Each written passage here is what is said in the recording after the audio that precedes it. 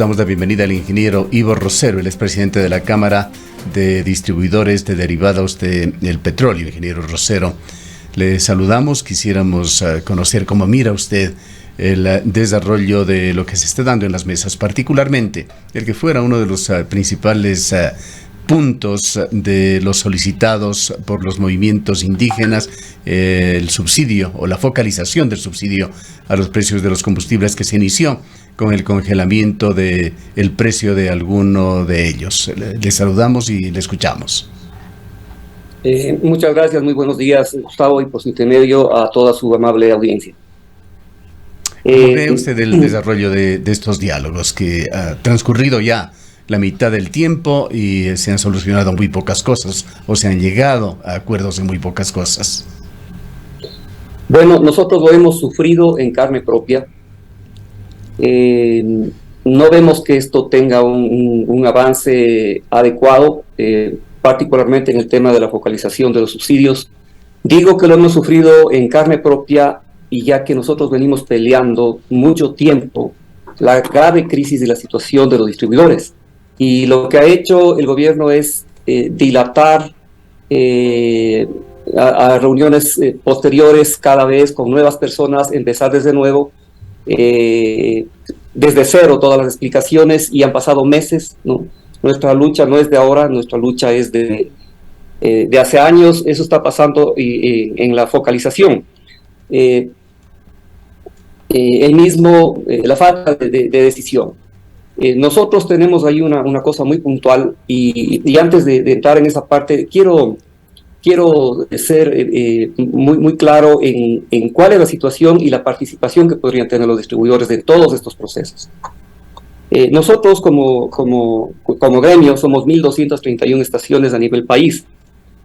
Tenemos congelado nuestro margen desde el año 2003 en centavos. Esto quiere decir que independientemente del precio de venta del producto, nosotros ganamos los mismos centavos.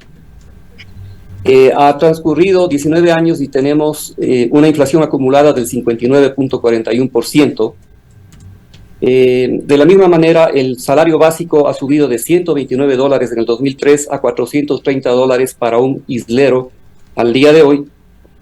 Y esto ha ocasionado, pues, para cualquier persona sin conocimientos mayores de finanzas o de economía, que evidentemente el problema no está en el gasto de las estaciones de servicio, sino en el ingreso al estar congelados. Actualmente el 48.8% de las estaciones de servicio están trabajando del punto de equilibrio hacia abajo. Y nosotros hemos hecho 3 pedidos en concreto. El primero es que se nos restituya los 5 centavos por galón que ya se nos adjudicaron en octubre del 2019, pero lamentablemente duró 15 días por el paro indígena de ese momento. Estamos pidiendo que se nos ayude con el transporte del combustible, ya que no es lo mismo vender un galón de gasolina en Quito o en Guayaquil o en Cuenca, donde están centros de distribución, porque el costo del galón transportado es de 1 centavo, pero si usted vende ese mismo galón en Loja, en Tulcán o en Ibarra, estamos hablando que el costo va de 3, 5 o 7 centavos por galón, lo que significa al año aproximadamente 50 a 70 mil dólares de costo de transportación. Se va toda la utilidad posible de una estación de servicio. Adicionalmente tenemos un problema con el IVA. A nosotros nos retienen un IVA presuntivo el momento que compramos un tanquero en el beaterio, en el centro de distribución, de lo que todavía no vendemos. Eso se llama IVA presuntivo. Nos han ofrecido que esa retención va a bajar al 50% de lo que está hoy, y es una terrible complicación. Si por gracia una estación de servicio tiene un cliente estatal, ¿no?, de cualquier ente del Estado, nos retienen el 100% del IVA en esa venta. Eso es inconstitucional en cualquier parte del mundo. Entonces, esa es la situación de los distribuidores, y nosotros venimos viendo no solamente el tema de la focalización y los procesos en los que nosotros estamos solicitando que se nos revise esta grave crisis, por ejemplo, en materia de focalización, se habla de softwares o de hardwares que pueden costar 200 o 300 millones de dólares con los identificadores de placa, con una aplicación tecnológica, Y eso ya se nos presentó a nosotros en el 2019 y nosotros hicimos nuestros análisis técnicos y nos dimos cuenta que eso va a fracasar. Va a fracasar porque, en primer lugar, la mitad de las estaciones de servicio no tienen facturación automática. Esto quiere decir que los dispensadores no están conectados a un servidor y la factura se la digita manualmente. Ingeniero Rosero, con esto que usted nos dice realmente nos sorprende porque sería un sistema bastante caduco lo que se estaría utilizando. Recordemos que hace algunos años ingresaron acá compañías internacionales que entregan una especie de franquicia que es parte de la imagen, además de los distribuidores de combustibles, de las bombas de gasolina, de los centros de expendio. ¿Hasta qué punto están justificando estas compañías su participación? Compañías transnacionales como Primax, Móvil y otros que funcionan en el país, que entendemos ganan incluso más que ustedes, que los distribuidores ecuatorianos, pues la cifra es superior a los 5 centavos que usted mencionaba o que aspiran. Entendemos que algo más de 10 centavos por galón va para estas compañías.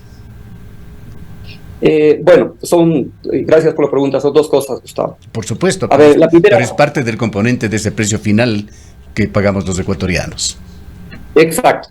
En cuanto a los sistemas, ¿no? Es responsabilidad de cada estación de servicio tener un sistema de facturación actualizado, pero no existe la capacidad económica como para actualizar esos sistemas.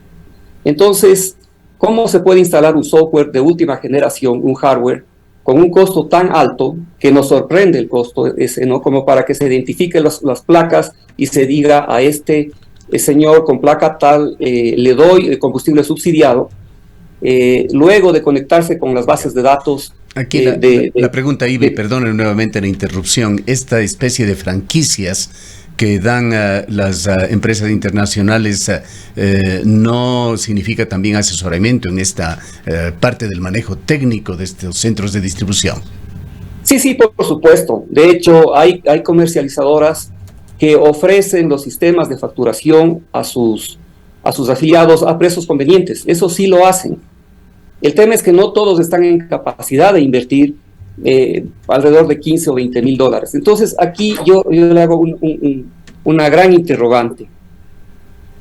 Nosotros hemos planteado como solución que primero, partiendo de que no entendemos cómo puede hablarse de 200 o 300 millones de dólares para este software de focalización, cuando un software de facturación cuesta alrededor de 15 mil dólares, o 20 mil dólares en el peor de los casos, usted multiplique esto por 1.200 estaciones y resulta que con 20 millones tendría a todo el país con un software actualizado y un hardware actualizado de facturación.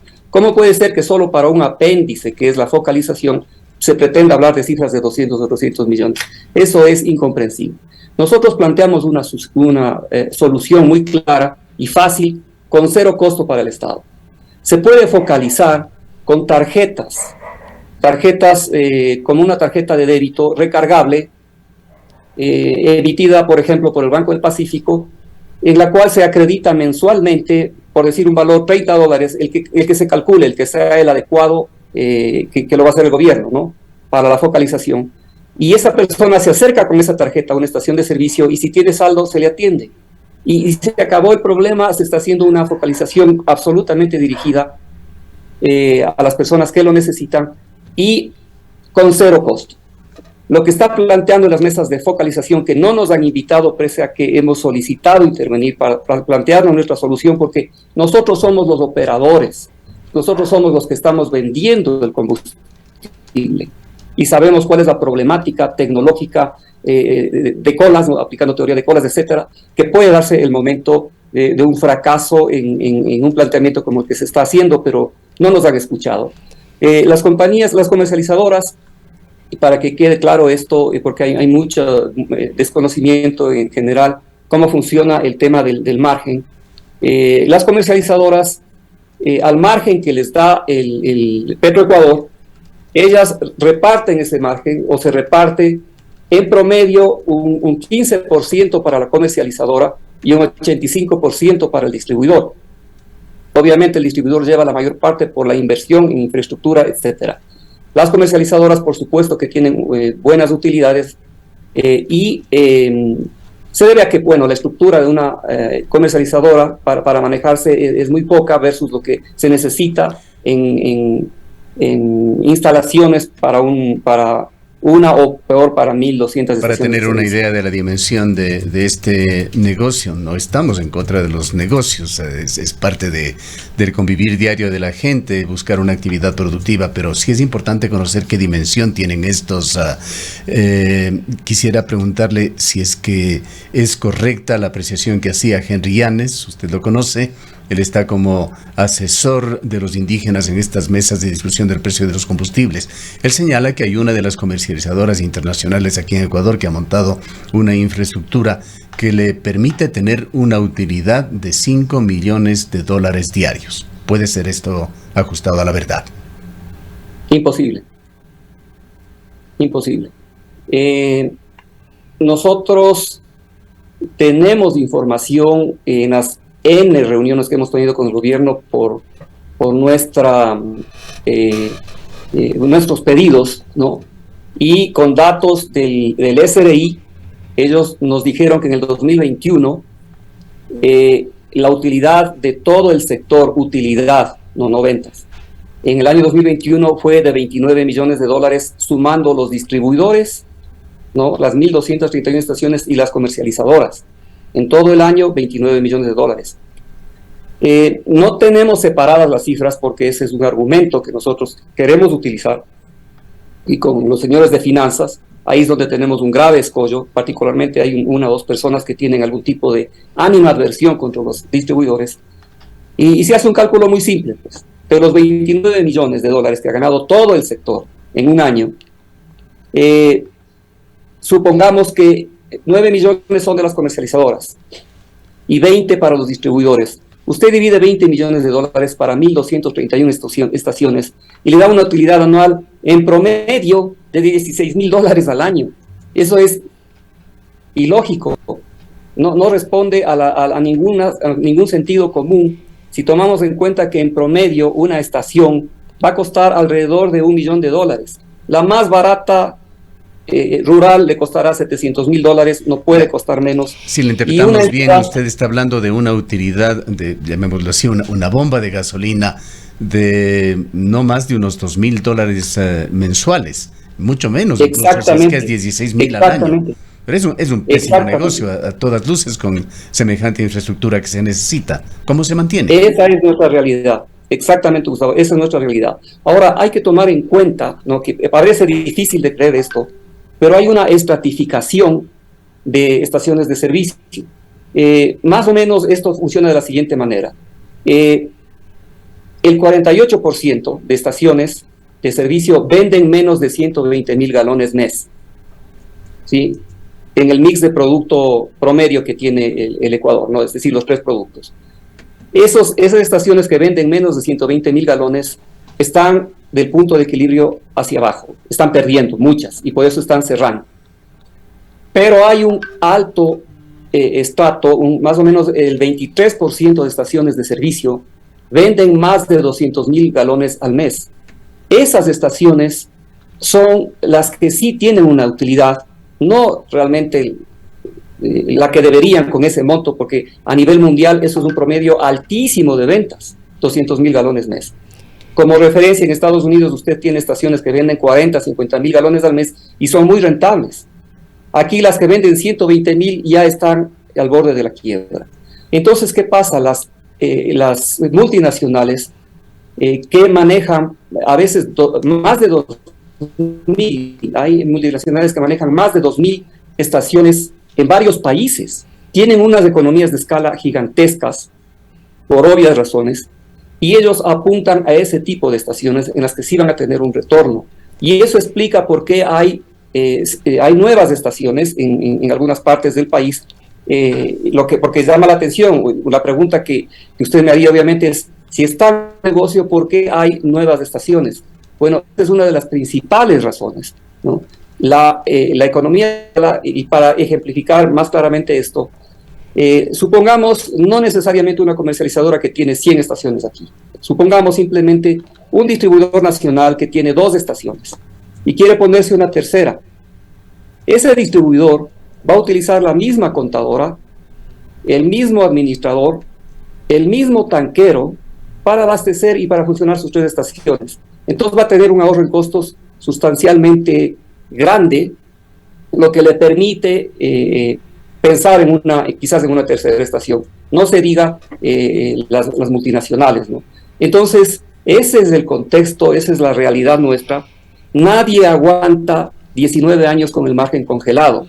Imagínense qué hubiera pasado si se congelaba el salario básico en 2003 en $129 hasta el día de hoy. Ya no habría país. Y eso es lo que hicieron con nosotros. Congelarnos nuestro ingreso por 19 años cuando los costos y los gastos han ido casi en vertical.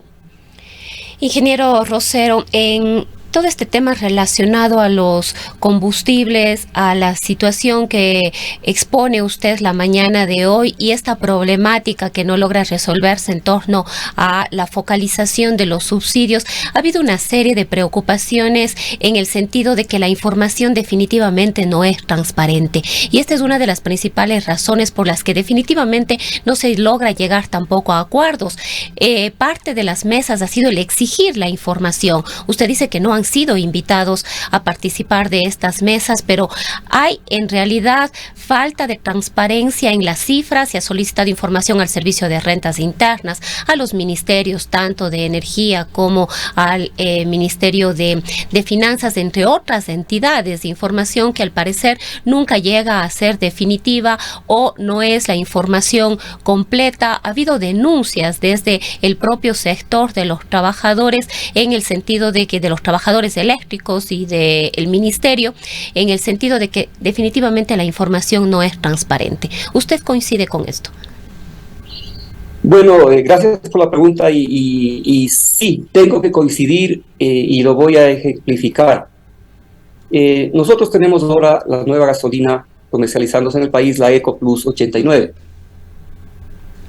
El precio sugerido de venta por Petroecuador es de $3.89. ¿De acuerdo?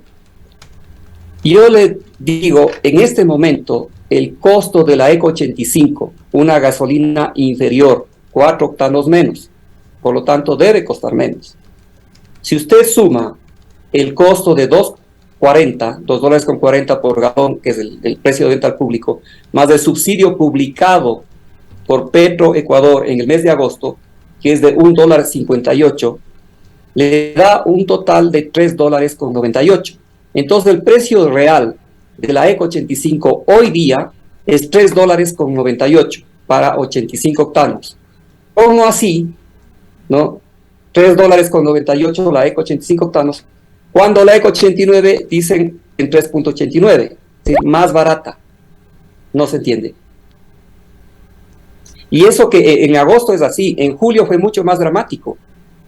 En julio, del 11 de julio al 11 de agosto, el subsidio a la Eco 85 fue de $1.92, que si usted le suma al precio de venta de $2.40, el precio de la Eco 85 era de $4.32 hasta el 11 de agosto.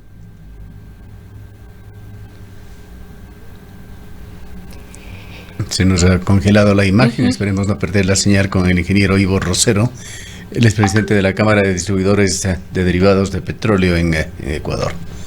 Nos damos unos instantes a ver si recuperamos la señal y poder terminar este diálogo con alguna conclusión. Sí, aparentemente se ha desconectado, lamentablemente.